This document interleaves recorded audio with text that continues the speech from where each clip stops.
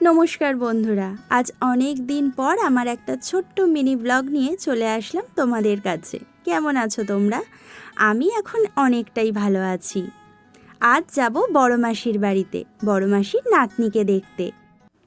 কিছুদিন আগে বেরিয়েই ওর জন্য 3টে জামা নিয়ে এসেছি। মিষ্টি কিনেই বাইকে করে আমরা রওনা দিয়ে দিয়েছি, আর ঈশানকে ঘুম পাড়িয়েও দিয়ে এসেছি, নাহলে ও তো দুষ্টু করতো।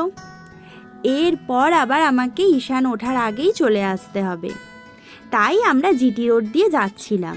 কিন্তু জিটি রোড দিয়ে যেতে যেতেই দেখলাম এক বাপরে, সে কি দৃশ্য! দুপাশ দিয়ে শুধু মানুষের ভিড়, সবাই যাচ্ছে বাবা ভোলেনাথের কাছে, অর্থাৎ তারকেশ্বরে। কোন ছোট্টবেলা থেকে আমি শেওড়াফুলি আসছি, কিন্তু এই ভিড় আমি এর আগে কখনো দেখিনি। বিশাল ভিড় ছিল, আর ওই ভিড়ের মধ্যে দিয়ে যদি আমরা শেওড়াফুলি যেতাম তাহলে হয়তো আজকে আমরা পৌঁছাতেই পারতাম না, আর টাইম মতো আসতেও পারতাম না। তাই আমরা ঠিক করলাম গাড়ি ঘুরিয়ে আমরা দিল্লি রোড হয়ে যাব।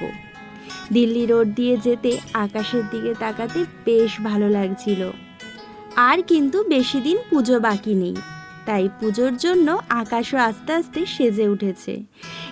এই দিকে এসেও দেখি প্রচুর ভিড়, রাস্তার এই পাশ থেকে ওই পাশে মানুষের ঢল। তবু এখান থেকে যাওয়া সহজ, কারণ এই ভিড়টা চলে গেলেই আমরা খুব সহজেই চলে যেতে পারবো। কিন্তু এই ভিড়ের ভিডিও আমি তুলে রেখেছি তোমাদেরকে দেখাবো বলে। দেখেছো কত ভিড়? হেঁটে হেঁটে সবাই যাচ্ছে বাবা তারকেশ্বরের কাছে তার মনোবাঞ্ছা পূর্ণ করতে। বাবা সকলের মনোবাঞ্ছা পূর্ণ করুক, এই হচ্ছে প্রার্থনা, সঙ্গে আমারও। জয় বাবা তারকেশ্বর নাথের জয়। তো এই করতে করতে আমরা পৌঁছে গেলাম আমার বড় মাসির বাড়িতে।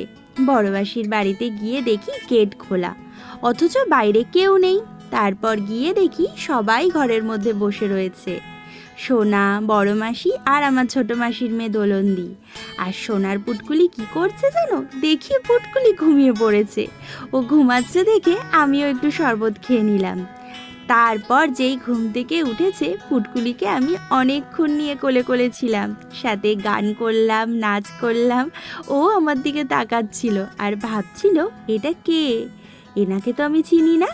আমি আবার পরিচয়ও দিয়ে দিয়েছি যে দেখো আমি কিন্তু তোমার ছোট মানি, তোমার মাকে কিন্তু অনেক কোলে নিয়েছিলাম।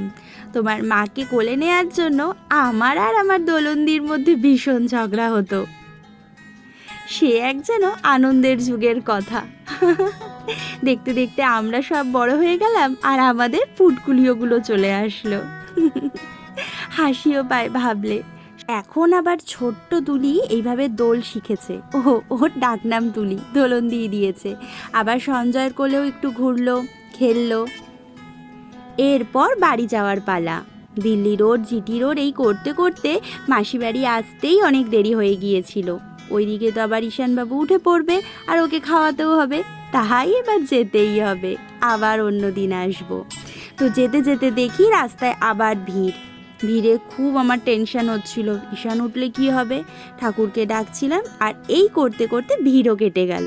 তারপর পৌঁছে দেখি ঈশানবাবু বাবার সাথে বসে বিস্কিট নিয়ে খেলা করছে। সারা বিস্কিট গুঁড়ো গুঁড়ো করছে, খায় তো না, আর শুধু দুষ্টু। তাহলে বন্ধুরা, আজকের মতো এখানেই টাটা। সবাই ভালো থেকো আর সুস্থ থেকো।